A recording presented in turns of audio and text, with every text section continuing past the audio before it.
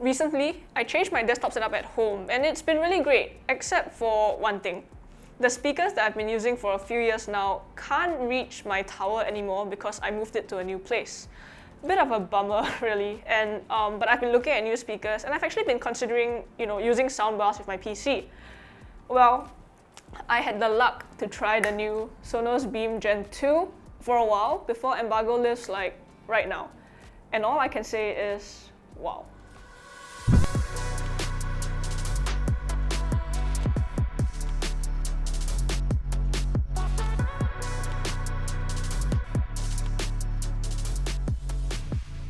Hey guys, we have the Sonos Beam Gen 2 soundbar with us today, and if you're thinking that it looks like the Gen 1, you're absolutely right.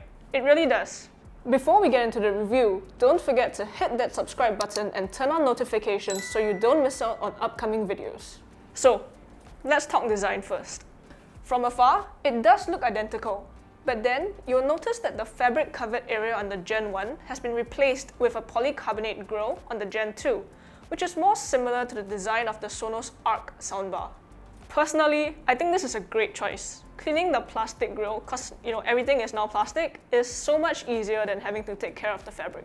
Aside from that, if you choose the white option this time around, you'll notice that the back of the speaker where the ports are is finally white.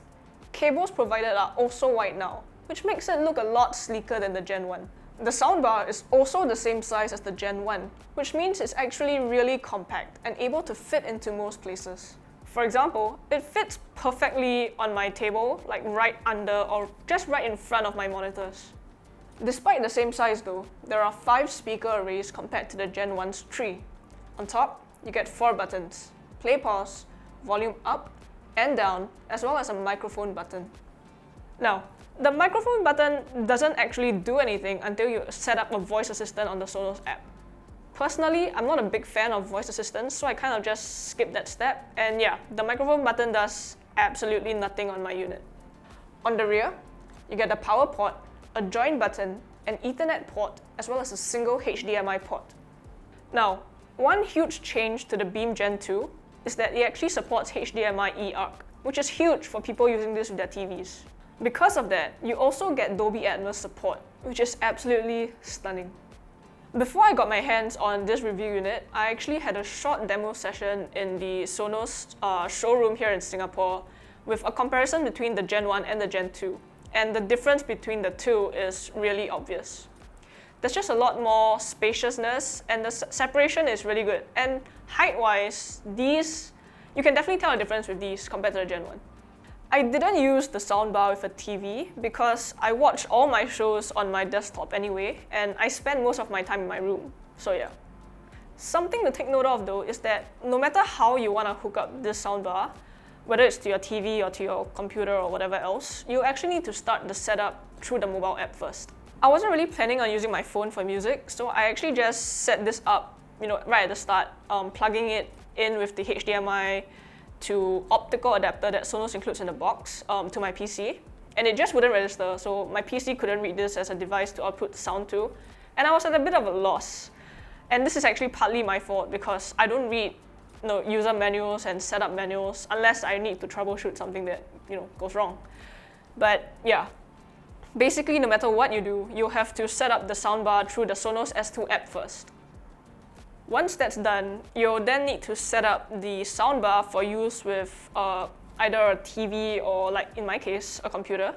And if you're using a computer like me, you actually have to jump through a few screens to kind of say that your TV or computer in my case doesn't have a HDMI eARC port and that you want to use optical and stuff like that. So just maybe like 2 steps more. But yeah, in the end, it's set up really easily because there were instructions on the screen and everything, so perfectly fine here. Overall though, A+.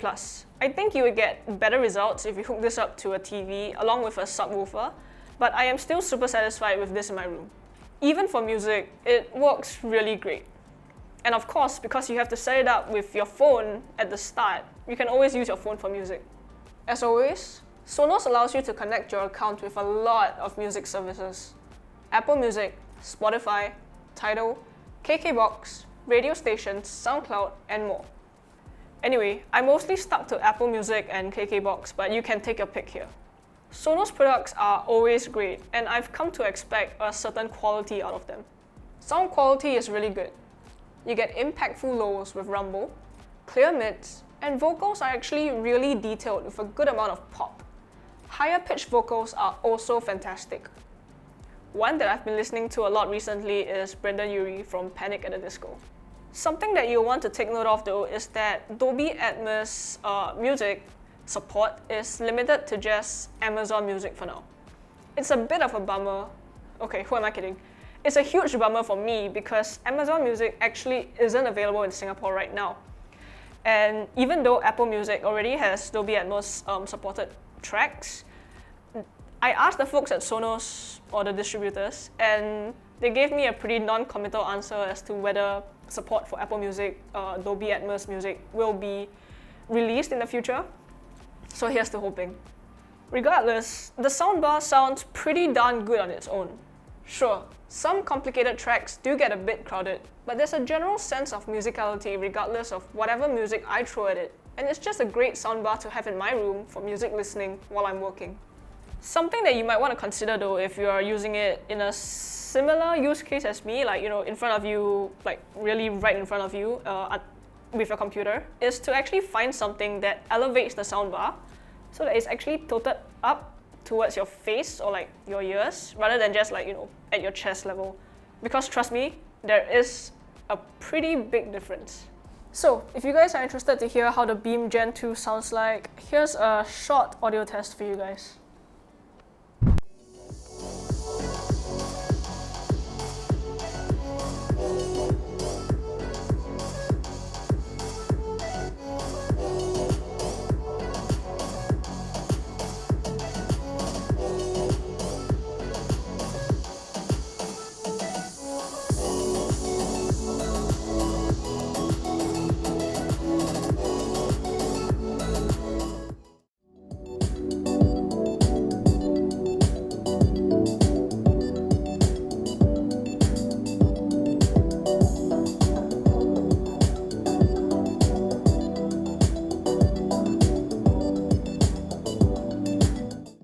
Sonos has raised their price across the board though, probably because of the semiconductor shortage, so you might think that this is slightly pricier than normal.